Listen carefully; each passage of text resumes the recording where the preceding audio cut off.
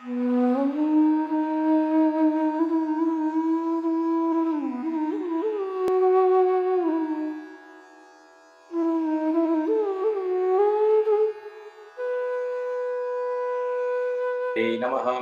ओम श्री गुरुभ्यो नमः।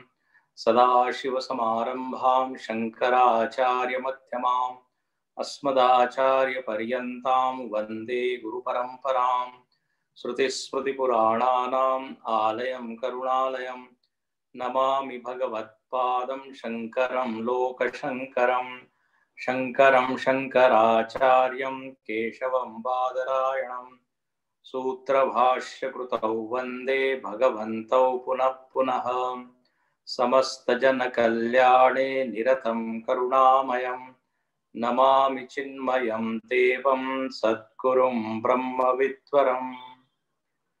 नमः श्री शंकरानंद गुरुपादाम्बुजन्मने सविलासमहामोह ग्राहग्रासैककर्मणे। हरिओम। आज हम श्लोक क्रमांक 10 से पढ़ते हैं। पंचोक्त्यादानगमन विसर्गानंद का क्रिया कृषिवाणिज्य सेवात्याः पंचस्वंतर भवन्ति वाक्पाणिपादपायुपस्थैः अक्षय तत्क्रियाजनिः मुखादिगोलकेश्वास्ते तत्कर्मेन्द्रिय पंचकम् मनोदशेन्द्रियाध्यक्षं हृत्पद्मगोलके स्थितं तच्चान्तकरणं बाह्येषु अस्वातत्र्याद्विनेन्द्रियैः अक्षेश्वरथार्पितेष्वेतद् गुणदोषविचारकं सत्वं रजस्तमश्चास्य गुणा विक्रियते हितैः। इस पंचमहाभूत विवेक प्रकरण में हम लोग विवेक कर रहे हैं, विचार कर रहे हैं, और विचार के लिए जो आधार श्रुति है वो है छांदोग्य उपनिषद की सदैव सौम्य इदमग्र आसीत। इस श्रुति में अद्वैत सत तत्व के बारे में घोषणा की कि जब सृष्टि नहीं थी तब एक अद्वितीय सत था। तो अब यहां पर विचार ये कर रहे हैं कि सृष्टि क्या है, और जब सृष्टि नहीं थी तो वो सत था, तो उस सत का स्वरूप क्या है। जैसे हम रोज बता रहे हैं, वेदांत में सृष्टि का निरूपण सृष्टि में फंसने के लिए नहीं है। सृष्टि के द्वारा सृष्टि के कारण में पहुंचने के लिए उसका निरूपण होता है। हम पंच महाभूतों में मुग्ध न हो जाए, मोहित न हो जाए, इसलिए यहां पर विवेचन किया जा रहा है। नहीं तो ये जगत भी कैसा है, भूल भुलैया की तरह है। भूल भुलैया लखनऊ में है, बिना गाइड के आप बाहर निकल नहीं सकते।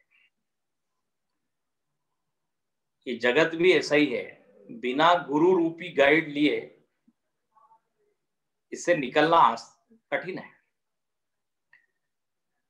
तो यहां पर हम कहीं इसमें अटक न जाएं, भटक न जाएं, इसलिए यहां चिंतन किया जा रहा है। और यहां पे एक बात समझनी है कि जिसने इस श्रुति का श्रवण किया है वही मनन कर सकता है। अब जिसको श्रुति ही मालूम नहीं है, उपनिषद की ये घोषणा ये ही मालूम नहीं है, तो वो मनन नहीं कर सकता। इसलिए पहले ही श्लोक में लिखा है कि यह अद्वैत तत्व के बारे में सुना गया है कि वह पहले था। तो जिसने ये पढ़ा है सुना है वो मनन कर सकता है। अब यहाँ पे मनन की शुरुआत हुई और हमने देखा कि 26 तत्व इस जगत में उन्होंने गिना दिए। बोले पंच महाभूत है, यहां से शुरुआत कीजिए, पंच तत्व जिनको कहते हैं। फिर उसके 5 गुण है, शब्द स्पर्श रूप रसगंध, 5 और 5 10। और इनके ग्राहक जो है वो है इंद्रियां, ज्ञानेन्द्रियां, वो 5 है, हो गए 15। उसके बाद प्रतिक्रिया व्यक्त करने के लिए कर्मेंद्रियां हैं, तो वो भी 5 है, तो हो गए 20। और इन 5 कर्मेंद्रियों के द्वारा 5 प्रकार की क्रिया हम करते हैं, तो इस तरह हो गए 25। तो इस अध्याय को यदि आपको समझना है तो 5 का पहाड़ा आना चाहिए। 5 5 दूनी 10, 5 3 15, 5 4 20 और 25 हो गए, ये 25। और अब जो 26वां तत्व है वो है मन। मन के बारे में कल हम लोग चर्चा कर रहे थे। मन को कहा गया है अंतःकरण। इंद्रियों को भी करण कहते हैं। करण 2 प्रकार के हैं, एक है बहिर्करण और एक है इंद्रियकरण, अंतःकरण। और फिर बहिर्करण में भी 2 कर दीजिए आप, ज्ञानेन्द्रिया और कर्मेंद्रिया, या केवल बहिर्करण इंद्रिया, ऐसा आप एक शब्द दे सकते हैं। तो 10 इंद्रिया बहिर्करण और 1 मन अंतःकरण। करण शब्द के ऊपर कल हमने विचार किया था। करण का मतलब होता है साधन, इंस्ट्रूमेंट, उपकरण, और जिसका अपना कोई प्रयोजन नहीं होता उसको कहते हैं करण। कर्ता उसका उपयोग करता है। कल हमने उदाहरण देखा था, जैसे पेन से आप लिख रहे हैं, तो पेन को मालूम नहीं क्यों लिखा जा रहा है, क्या लिखा जा रहा है। आप किसी वाहन में बैठकर एक स्थान से दूसरे स्थान जा रहे हैं, वो करण है। हमारा प्रयोजन वो वाहन पूरा कर रहा है। तो ये इंद्रियां और मन, इनको करण की संज्ञा प्राप्त है।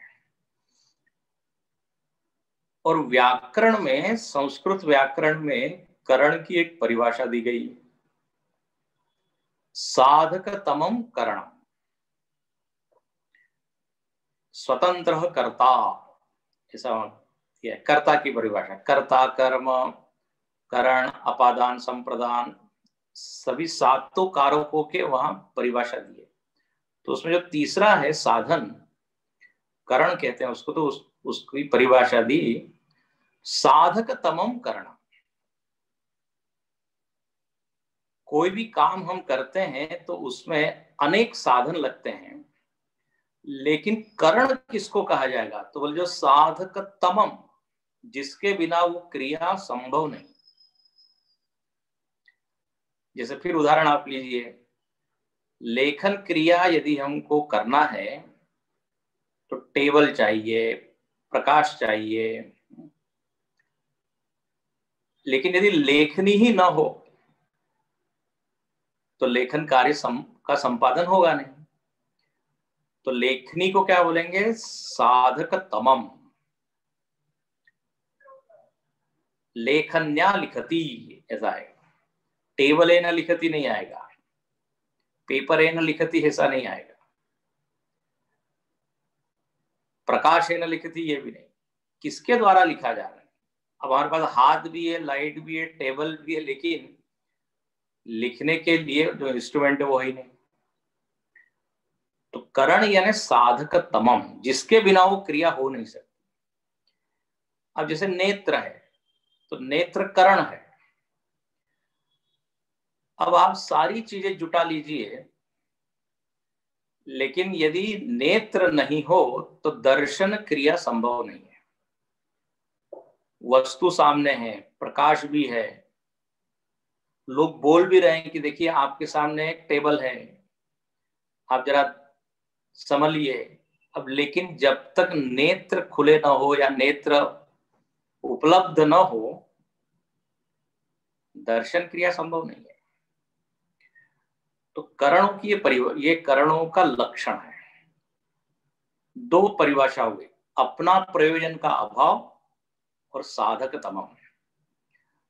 ये दोनों परिभाषाएं इंद्रियां और मन दोनों में घटती है।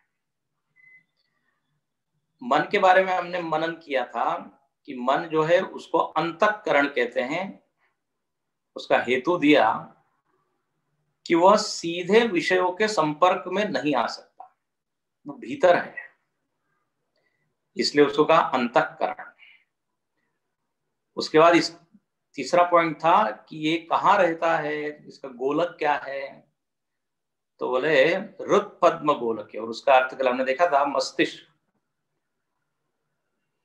वहीं पे भावना, विचार, इन सब का हमका अनुभव होता है। इसलिए जब हम किसी को कहते हैं जरा विचार करो, दिमाग लगाओ, तो हाथ कहाँ जाता है, ऊपर जाता है, मतलब विचार यहां हो रहे हैं। तो गोलक ये है। और चौथी बात हमने देखी कि यह अंतःकरण इंद्रियों का स्वामी है। इंद्रिया मानो कि उसकी सेविकाएं हैं, कार्यकर्ता है, और यह अध्यक्ष है। और कार्यकर्ताओं का काम यह होता है कि वो अध्यक्ष को डेटा लाके दे, आंकड़े लाके दे, इंफॉर्मेशन लाके दे। उसके बाद डिसीजन लेना वो अध्यक्ष का काम है, but he should have some information. तो इंद्रियां यही करती है, और जो मन क्या है, उन सब इंफॉर्मेशन को मिला के फिर डिसाइड करता है ये चीज अच्छी है कि बुरी है। गुण दोष विचारकम, ये पांचवा पॉइंट था। और इसको आगे यदि बढ़ाएं, उसमें यदि उसको गुण दिखता है तो उसमें उसका राग होता है, उसमें प्रेम होता है, और वो फिर पादेंद्रिय को आदेश देता है कि चलो वहां, प्रवृत्ति करता है। मन ऑर्डर देता है, आंखों को फिर से देखना है, रसनेन्द्रिय को आदेश देता है फिर खाना है। और यदि उसमें दोष दिखाई दिए तो त्यागता है, छोड़ता है। तो इस तरह ये पूरा अपने व्यक्तित्व का व्यवस्थापन है, मैनेजमेंट, कोऑर्डिनेशन हो रहा है। कार्यकर्ता को इंद्रिय के समान होना चाहिए, अपने कार्य से मतलब, और आदेश का पालन। दूसरा क्या कर रहा है, वो कितना कर रहा है, उसने कम किया, मैं ज्यादा क्यों करूं। देखो वेदांत से हम काफी चीजें व्यवहार की भी सीख सकते हैं। ये सारी इंद्रियों में एक देखा जाता है कि ये अनासक्त रहते हैं। तुलसीदास जी इसलिए कहते हैं कि जगत में कैसा रहना चाहिए, बोले जैसे मुख में जिह्वा सारे पदार्थ खाती है, सारे स्वाद चखती है, लेकिन फिर सब स्वादों से परे। ऐसा नहीं कि मीठा खाए तो मीठी ही हो जाती है, तीखा खाए तो तीखी हो जाती है। यदि ऐसा होगा तब तो फिर गड़बड़ी हो जाएगा। तो बोले जैसे वो सब ग्रहण करती है, सबका आनंद लेती है, लेकिन अनासक्त। ऐसे केवल जीभ के साथ ही नहीं, कान देखिए, आंख देखिए, कोई दृश्य आके चिपकता नहीं है इस आंख में। लाल रंग देखा तो लाल ही हो गया, ऐसा नहीं। आंखें मन को दे दिया उसने, इसलिए बहुत अच्छा शब्द दिया है, अक्षेषु अर्थ अर्पितेषु, अर्पित कर देती है। मनीराम जो राजा है, अध्यक्ष है, उनको अर्पित कर देती, लीजिए महाराज, नाउ यू डिसाइड क्या करना है। तो इस तरह ये मन और इंद्रियों का आपस में सामंजस्य, समन्वय करने वाला ये मन है। अच्छा, अब इस मन के ऊपर और विचार करें तो मालूम पड़ता है 3 फैक्टर हैं, 26 गुण हो गए, 26 घटक हो गए। अब सत्व गुण, रजोगुण और तमोगुण, इसके द्वारा ये मन प्रभावित होता है। और ऐसा कोई भी मुक्त नहीं है। त्रिभिर गुणमयी भावे ये भी सर्वमितम जगत मोहितम ना भी जाना, गीता में लिखते हैं। सब लोग इस त्रिगुणों के द्वारा मोहित है, ऐसा कोई नहीं जो इनसे मुक्त हो। अच्छा, कल आपने बताया था ये त्रिगुण महाराज प्रभावित तो करते हैं लेकिन दिखते बिल्कुल नहीं है। आप चाहे पुलिस लगा दीजिए, सेना लगा दीजिए, ये मिलेंगे नहीं, अव्यक्त है। अच्छा, अब त्रिगुण जब आते हैं तो मन कैसे परिणमित होता है, इसका वर्णन यहाँ 14वें और 15वें में किया है। इसको पढ़ते हैं। वैराग्यम क्षांतिरौदार्यम इत्याद्या सत्व संभवाः काम क्रोधौ लोभ यत्नौ इत्याद्या रजसोत्थिताः आलस्य भ्रांति तंद्राद्या विकारास्तमसोत्थिताः सात्विकै पुण्य निष्पत्तिः पापोत्पत्तिश्च राजसैः। अब ये मन विकृत हो रहा है, बदल रहा है, परिणमित हो रहा है एक गुण से, उसका नाम है सत्व गुण। अच्छा, सत्व गुण आता है तो उसका क्या लक्षण है? तो कहते हैं उसमें बड़े सुंदर गुण प्रकट हो जाते हैं, मन तदाकार हो जाता है। वो जो गुण आते हैं उस गुण का आकार वो ले लेता है। जैसे यहां उदाहरण दिया वैराग्यम, मन में वैराग्य छा जाता है तो वैराग्याकार मन हो जाता है। जैसे जनक महाराज ने जब भगवान राम का दर्शन किया तो बड़ी प्रसिद्ध चौपाई है, उनका ध्यान राम जी के ऊपर टिक गया, एकाग्र हो गए और वो कहने लगे कि सहज विराग रूप मन मोरा थकित होई जिमि चंद चकोरा। देखो कितना कॉन्फिडेंस है, कितना विश्वास है उनको। वो कहते हैं मेरा मन, मेरी दृष्टि कहीं टिकती नहीं है क्योंकि वैराग्य भरा पड़ा है, विराग रूप है। देखो मन में विराग, ऐसा नहीं, मन ही विराग रूप हो गया। तो ऐसा विरक्त मन ब्रह्म के अलावा कहीं रुकता नहीं। यदि राम जी के ऊपर मेरा मन टिक गया तो लगता है ये ब्रह्म ही होना चाहिए। तो थोड़ा फर्क हो गया, वो जो निर्गुण था वो बन गया सगुण।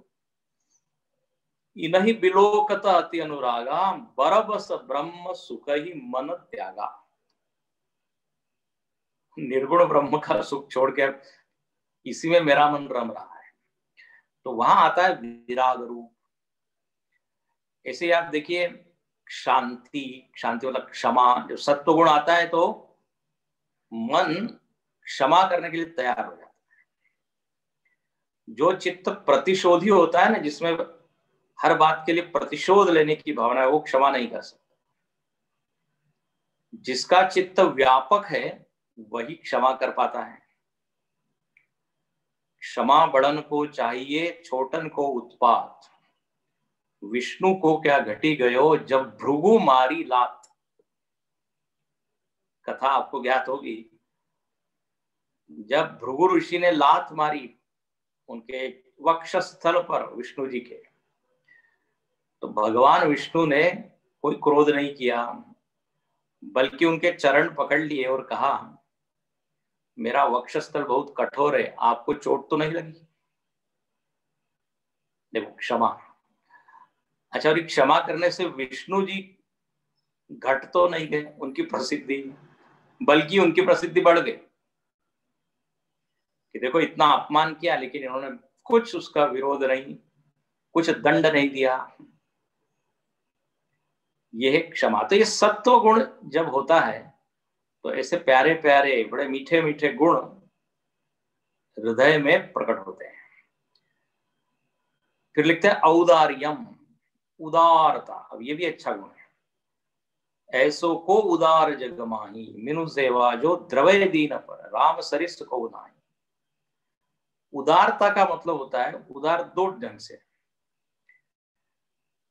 प्राय उदार मतलब जो बहुत दान दक्षिणा देता है, पैसे के संदर्भ से ही हम उदारता को गिनते हैं या मेजर करते हैं, तो वो है उदार।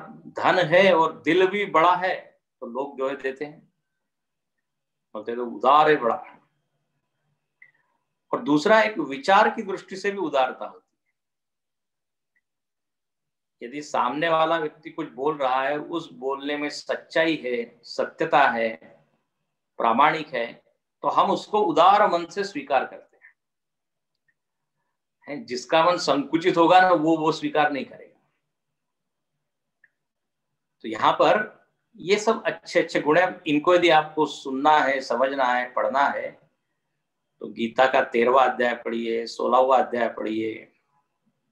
तो ये यहाँ पर गुणों का प्रकरण नहीं है, केवल बताया ये जा रहा है कि सत्वगुण आने पे देखो कैसा मन का वातावरण कितना सुंदर होता है। अच्छा, वहीं आप देखिए रजोगुण आने पर मन पर क्या चित्त कैसे परिणमित होता है। तो कहते काम क्रोध लोभ यत्न इत्यादि रजसोत्थित। काम क्रोध खूब बढ़ जाते हैं। ये काम क्रोध दोनों भाई है।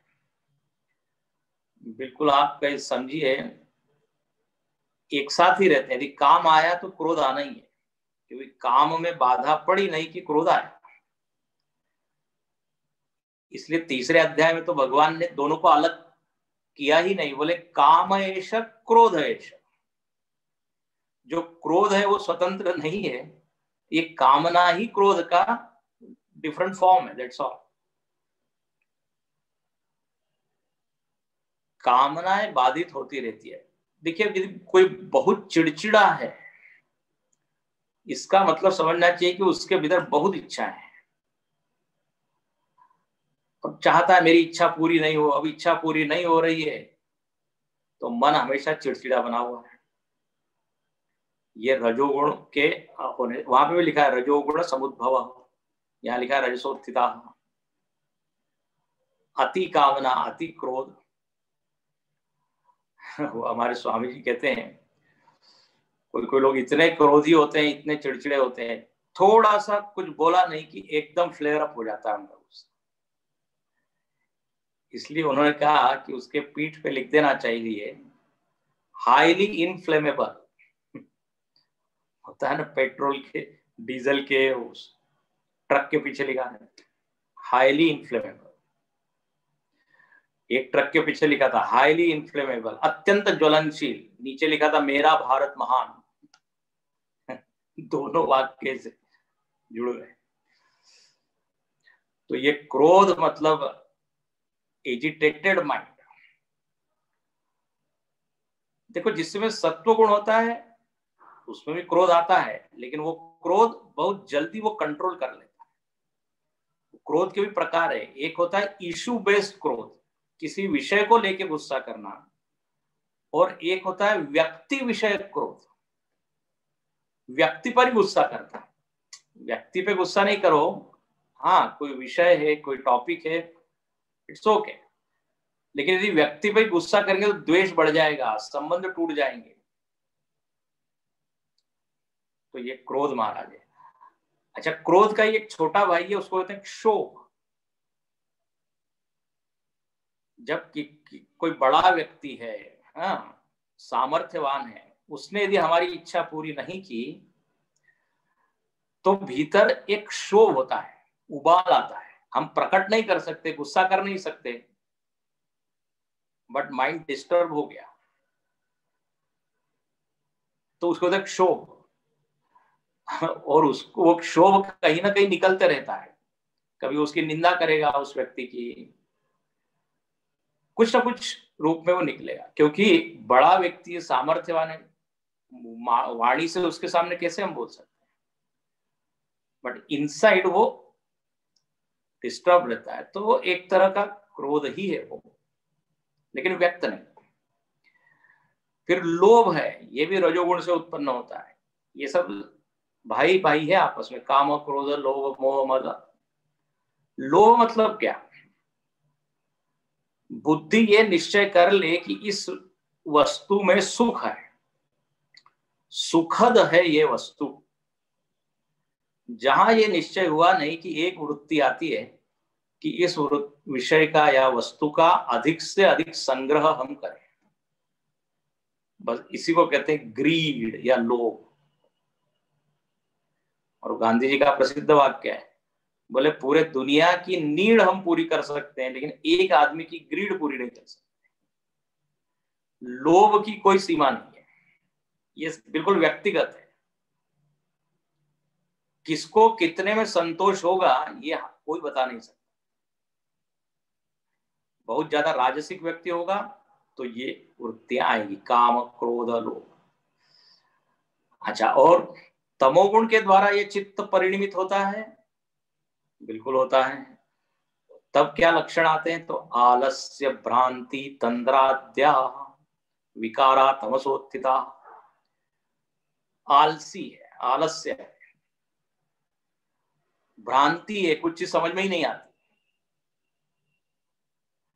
अब जैसे व्यक्ति ऐसा थोड़ा सोने के मूड में हो और उस समय उसको कुछ वेदांत सुनाया जाए तो कुछ ज्ञान होगा उसको? सामान्य व्यवहार की चीज भी समझ में नहीं आएगी। वो क्या बोलता है, अभी नींद आ रही है, हाँ अभी कुछ समझ नहीं पा रहा। भ्रांति। फिर तंद्रा, तंद्रा है, फिर निद्रा है। निद्रा की पायलट कौन है? तंद्रा। हाँ, तंद्रा आने लगती है, थोड़ी झपकी आने लगती है। जो प्रवचन करने वाला है उसको सब दिखता है ऊपर से, जब वो स्टेज पे बैठता है। ऑनलाइन में सुविधा है तो प्रवचन में तमोगुण आता है। तमोगुण आता है मतलब क्या? या तो वो कुछ समझ नहीं पाता या उसकी आंखें खुली नहीं रह पाती। आलस से मतलब होता है करना है, जाना है, ये तो मालूम है लेकिन जाने की इच्छा नहीं होती। वो एक भीतर एक उत्साह होना चाहिए, वो नहीं होता। उसको किसी न किसी के द्वारा धक्का देना पड़ता, अरे उठो, अरे करो, तब जाके वो करता है। तो ये है आलस की वृत्ति। तो इस तरह से ये तीन वृत्तियों से मन का वातावरण बदलते रहता है। गुरुदेव कहा करते थे mood off the mind, mood बदलते रहते हैं। अच्छा, एक तो देखो ये त्रिगुण है मन को परिणमित करने का कारण। दूसरी परिस्थितियां हैं, परिस्थितियों के कारण भी मन में क्या है, परिवर्तन होते रहता है, चित्त बदलता है। तीसरी एक चीज होती है, उसको होता है वैल्यू सिस्टम। अपने जीवन में जीवन मूल्य जो हमने धारण किए, हो सकता है कि परिस्थिति ऐसी हो जिसमें हमको बहुत गुस्सा आना चाहिए, लेकिन जीवन में हमने अपनी साधना से ऐसा कुछ जीवन मूल्य बनाया है कि नहीं, क्रोध नहीं करना है, तो आप देखिए चित्त में उतना परिणाम होगा नहीं। जहां बहुत गुस्सा आना चाहिए वहां एक क्षण आके वो चला जाएगा, क्योंकि अपने मन को हमने ट्रेन किया है। तो देखो, चित्त को परिणमित होने से बचाने के लिए, मतलब नकारात्मक रूप से परिणित होने से बचाने के लिए जीवन मूल्य बड़े काम है। प्रेम है, क्षमा है, दया है, करुणा है। इसलिए वो कालिदास जी ने लिखा है कि विकार है तो सती येषां न चेतांसि विक्रियन्ते त एव धीराः। धीर पुरुष कौन है? बोले विकार के सारे निमित्त मौजूद है। उसको लोभ बिल्कुल हो सकता है, सामान्य व्यक्ति तो लोभी हो ही जाएगा, सामान्य व्यक्ति क्रोधी हो ही जाएगा। विकार के सारे हेतु उपलब्ध होने पर भी येषां चेतांसि न विक्रियन्ते, जिसका चित्त परिणमित नहीं होता, विकृत नहीं होता, वो है धीर। स्वामी विवेकानंद जी कहते थे कि भरे बाजार में भी ज्ञानी व्यक्ति जो है समाधि लगा सकता है, धीर कहते हैं उसको। तो यहां पर कहते हैं इस तरह ये मन में परिवर्तन होते रहता है। और सात्विक ही पुण्य निष्पत्ति ही पापोत्पत्तिश्च राजसी। जितना सत्व गुण बढ़ेगा उतनी सात्विक वृत्ति आएगी, और सात्विक वृत्ति से प्रेरित जितने कर्म होंगे उससे पुण्य की निष्पत्ति होगी।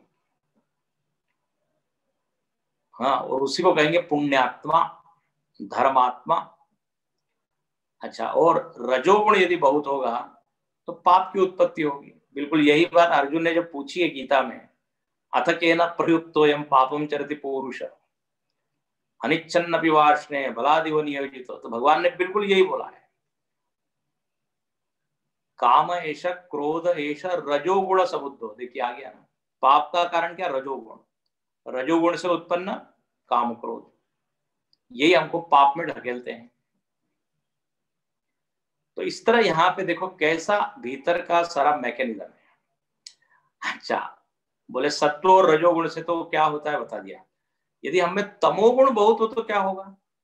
तो देखिए 16 श्लोक, तामसैर्नो भयं किंतु वृथायुः क्षपणं भवेत् अत्राहं प्रत्ययी कर्ता इत्येवं लोक व्यवस्थितिः। कहते हैं तामसै ही न उभयम, तमोगुण से दोनों की प्राप्ति नहीं होती, न पाप न पुण्य। बोले फिर क्या होता है? केवल आयु का क्षय होता है, दैट्स ऑल। हमारा जीवन पूरा क्या हो जाता है? बेकार हो जाता है, और कुछ नहीं। इसलिए कहते हैं ना, रात गवाई सोए कर दिवस गवायो खा, हीरा जन्म अमोल था कौड़ी बदले जाए। कबीरदास जी कहते हैं, कबीरा सूता क्या करे उठ के जपो दया, एक दिन सोना है लंबे पाव पसार। एक दिन तो सोना ही है, जरा थोड़ा राम राम कर लो। तो तमोगुण से देखिए बड़ी अद्भुत बात यहां लिखी है, केवल टाइम जो है अपना वेस्ट जाता है। इस तरह यहां पे मन को प्रभावित करने वाले तीनों गुण हैं, ये बता दिया। तो 26 + 3 29 हो गए। अब जो है सबसे अंतिम, इस मन के ऊपर जो बैठा हुआ है वो कौन है? तो अत्र अहम प्रत्ययी कर्ता, करता है, कर्ता। और हमने बोला था मन और इंद्रिया करण है, उसका उपयोग कौन कर रहा है? तो बोले कर्ता। और ये कर्ता मतलब कौन? अहम। ये 30वां हुआ, हाँ, 30th फैक्टर। अहम प्रत्ययी, अहम प्रत्यय रखने वाला, मैं हूं मैं हूं मैं हूं। इसको जीव भी कहते हैं, कर्ता कहते हैं, अहम कहते हैं। पूरे व्यक्तित्व के केंद्र में ये अहम है। ये सारा जो अभी जितना 29 फैक्टर हमने बताए, वो सारे फैक्टर इस अहम के ऊपर निर्भर है। अहम जब नहीं रहता तो ये सब भी डेड हो जाते हैं। जैसे नींद में आप देखिए, अहंकार लये सुप्तो भवे देहोप्य चेतना, दृग्दृश्य में कहा। निद्रा में ये अहम प्रत्यय लीन हो जाता है तो न इंद्रियों का भान, न देह का भान, न मन का भान। तो अहम के ऊपर इनका जीवन निर्भर है। अच्छा, एक और मजेदार बात है, ये अहम भी बेचारा है इंद्रियों के बिना, मन के बिना। बड़ी मजेदार बात है। यदि हमारे पास इंद्रिय नहीं हो, मन नहीं हो, कर्मेंद्रिया ज्ञानेंद्रिया, तो हम कुछ कर सकते हैं क्या? कुछ नहीं। तो अहम के ऊपर ये इदम निर्भर है, और इदम के ऊपर अहम निर्भर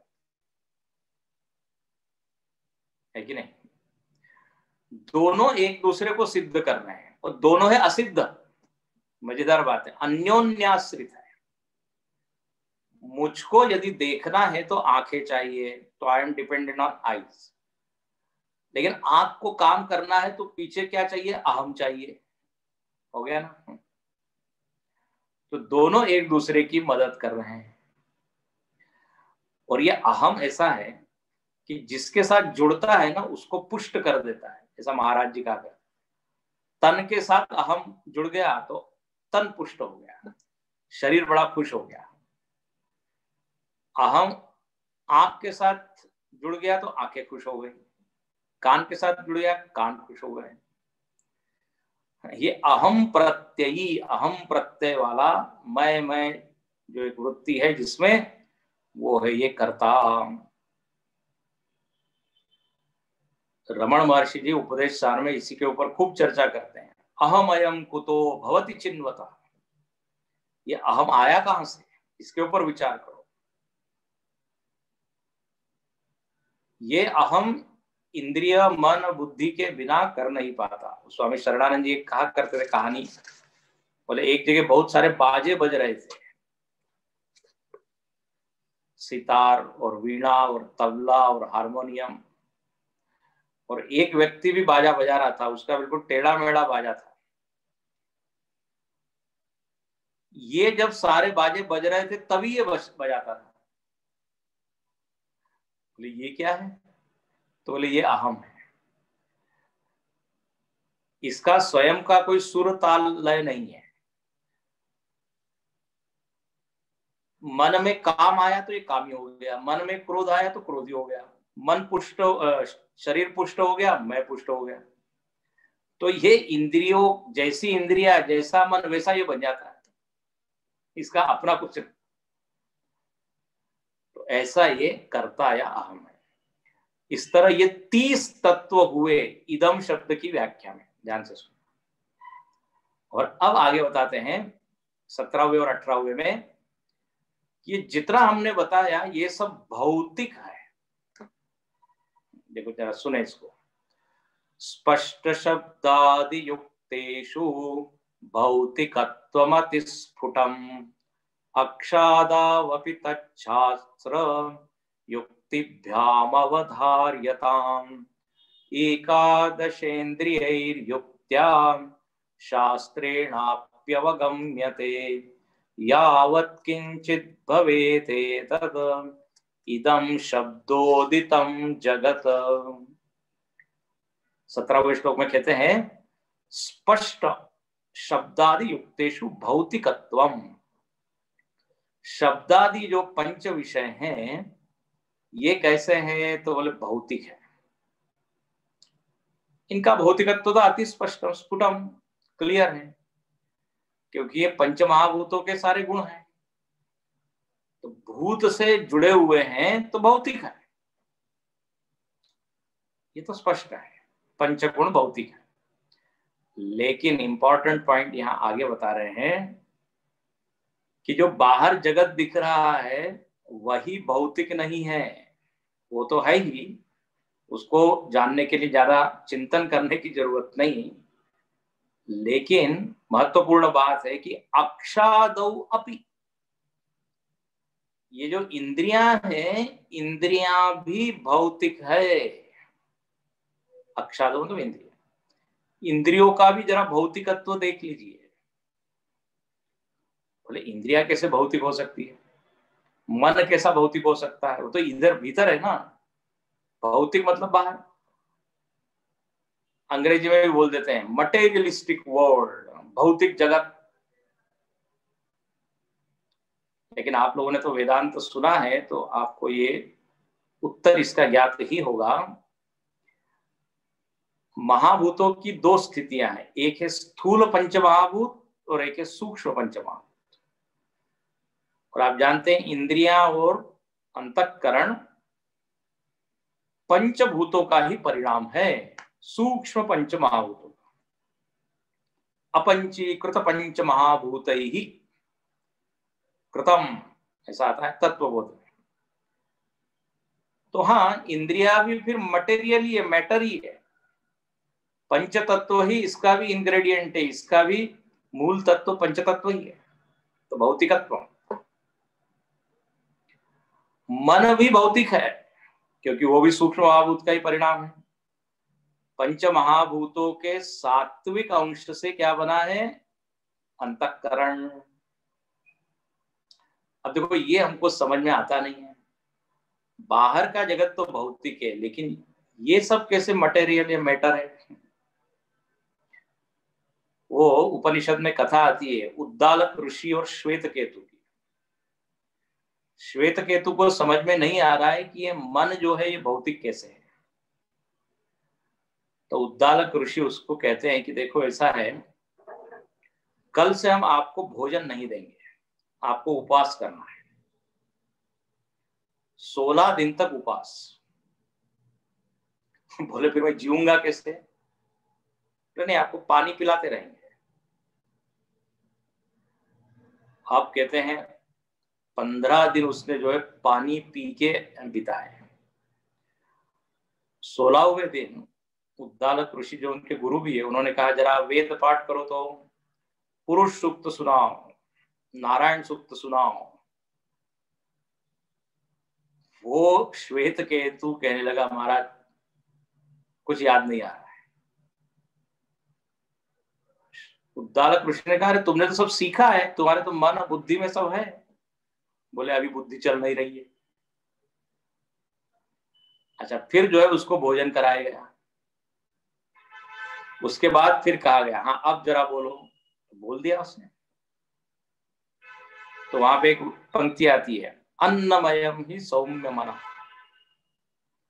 बोले ये मन क्या है? अन्नमय है, मतलब मन पर अन्न का परिणाम प्रभाव होता है। अब अन्न तो भौतिक है, जैसे खावे अन्न हाँ वैसे बने मन। तो इससे सिद्ध ये होता है कि भौतिकत्वम ये।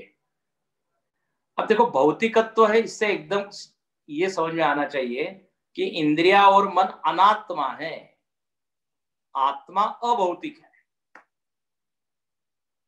आत्मा को छोड़ के सभी भौतिक है। ये हो गया। अब यहाँ 18वें श्लोक में बोलते हैं कि इदम शब्द की व्याख्या अब तक हो गई। एका क्या है इदम शब्द में, कौन कौन सी चीजें हैं? तो यहाँ लिखते हैं एकादशे इंद्रिय ही युक्त। ये 11 इंद्रियों के द्वारा, 11 इंद्रिय मतलब 5 कर्मेंद्रिया, 5 ज्ञानेंद्रिया और मन, इनके द्वारा जो कुछ भी जानने में आ रहा है वो सब इदम हो गया। और दूसरा कहते हैं युक्त्या शास्त्रेण अवगम्यते। ये केवल हमको अनुभव है उसीलिए नहीं, हम कह रहे हैं तर्क से भी। युक्त्या मतलब तर्क। अब पूरे तर्क से ही हमने देखा है कि यदि हमको 5 विषयों का ग्रहण हो रहा है तो इंद्रियां होनी चाहिए, और यदि इंद्रियां हैं तभी शब्द स्पर्श रूप रस का ज्ञान होगा, तर्क है। और शास्त्रेण, शास्त्र का मतलब यहाँ प्रमाण। तो प्रमाण के द्वारा, युक्ति के द्वारा और अनुभव के द्वारा जो कुछ भी हमको जानने में आ रहा है, बोले वो सब इदम शब्द से बताया गया है। अब आप देखिए तो सही, जरा ध्यान से सुनिए। इदम शब्द इतना छोटा है, लेकिन जब मनन होता है तो देखिए इतना विस्तार हो जाता है। विवेचन करें तो उसका गांभीर्य समझ में आता है। नहीं तो भाषांतर तो उसके मीनिंग तो बड़ा आसान है। इदम मतलब यह, तो यह तो ठीक है, लेकिन उस यह के अंतर्गत कितना आ गया। तो इस तरह यहाँ पे प्रत्यक्ष प्रमाण से जो कुछ समझ में आ रहा है वो इदम है। इंद्रियों से देखा जा रहा है प्रत्यक्ष, और युक्ति और शास्त्र भी यही कह रहे हैं। इसको कहते हैं जगत। इदम मतलब जगत। इदम का अर्थ होता है धिस। धिस में क्या आ गया? जगत। तो अब फिर चलिए, श्रुति क्या कहती है? सदैव सौम्य इदमग्र आसित।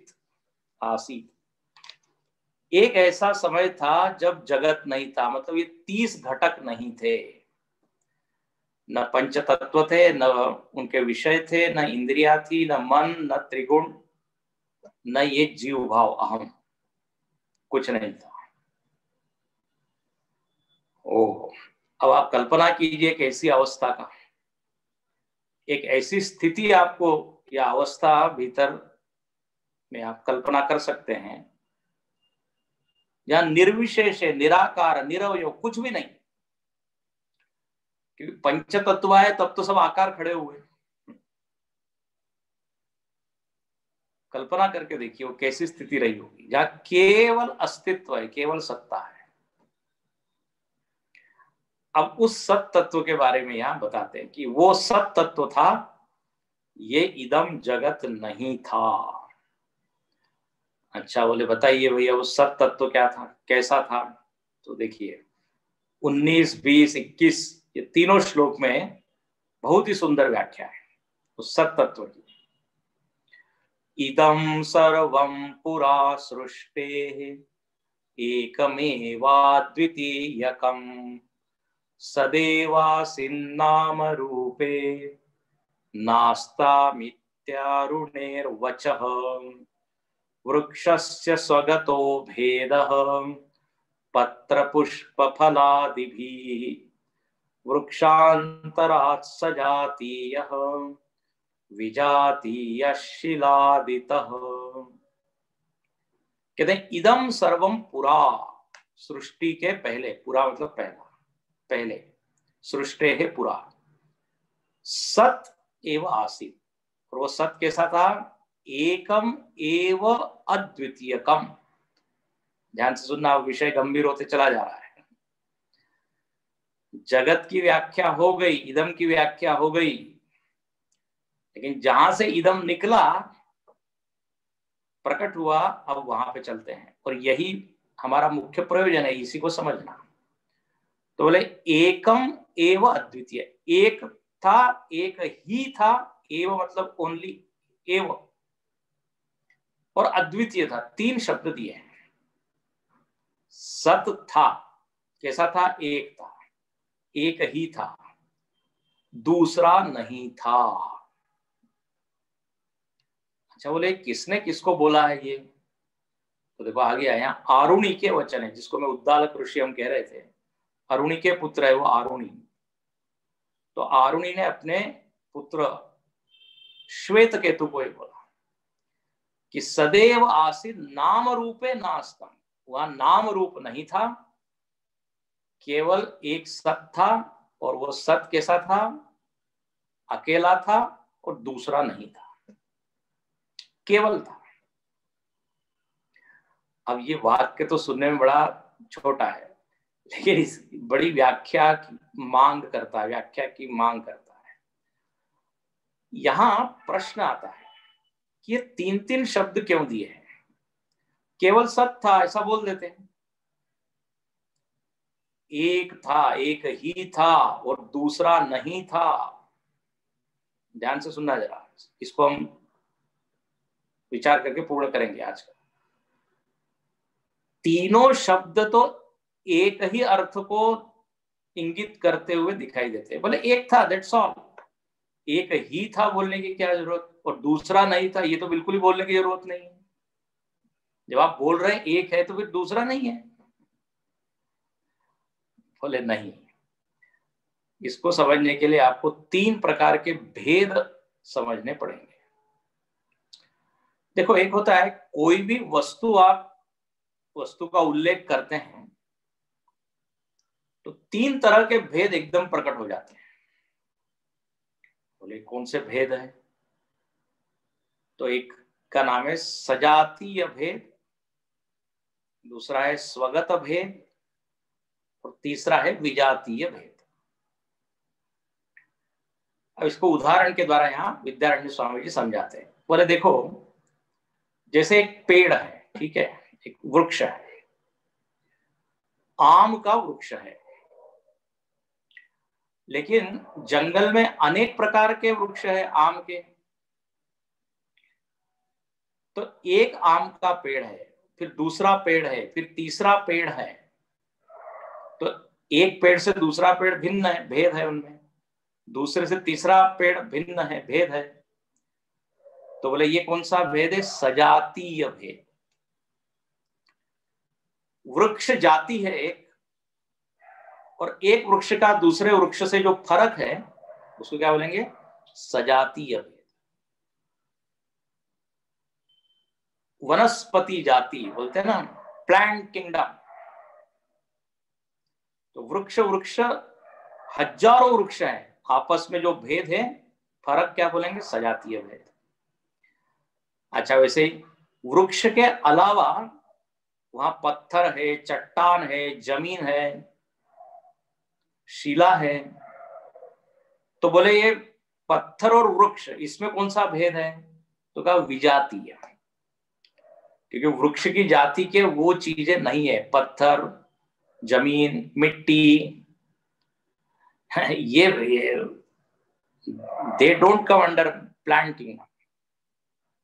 वृक्ष जाति में तो आते नहीं, तो विजातीय है। तो अपनी ही जाति की कोई दूसरी वस्तु है, उसमें सजातीय भेद। अपने से भिन्न कोई जाति वाली वस्तु है, उसमें विजातीय भेद। और तीसरा एक होता है, उसको कहते हैं स्वगत भेद। एक ही पेड़ है, लेकिन उस पेड़ में क्या है, पत्र पुष्प फलादि भी, पत्ते अलग है, तना अलग है, जड़ अलग है, फूल अलग है, कलियां अलग है। तो इनमें जो आपस में भेद है, इसको बोलेंगे स्वगत भेद, अपने में ही गया हुआ भेद। जैसे अपने शरीर में हम एक हैं, ठीक है, हम एक हैं, लेकिन हाथ पैर नहीं है, पैर सिर नहीं है, सिर कान नहीं है, कान नाक नहीं है ना, आपस में भेद। तो इसको कहते हैं स्वगत भेद। यहां पर इस श्रुति में ये बोला कि सद एक एव आसीत, अद्वितीय आसीत। तो वहां बताना ये जा रहे हैं कि सत में तीनों प्रकार के भेद नहीं है,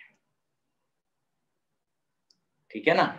मतलब सत्ता थी, अस्तित्व था, और अस्तित्व कोई सजातीय नहीं था, मतलब बहुत सारे अस्तित्व नहीं थे। जैसे हमने पेड़ का उदाहरण दिया,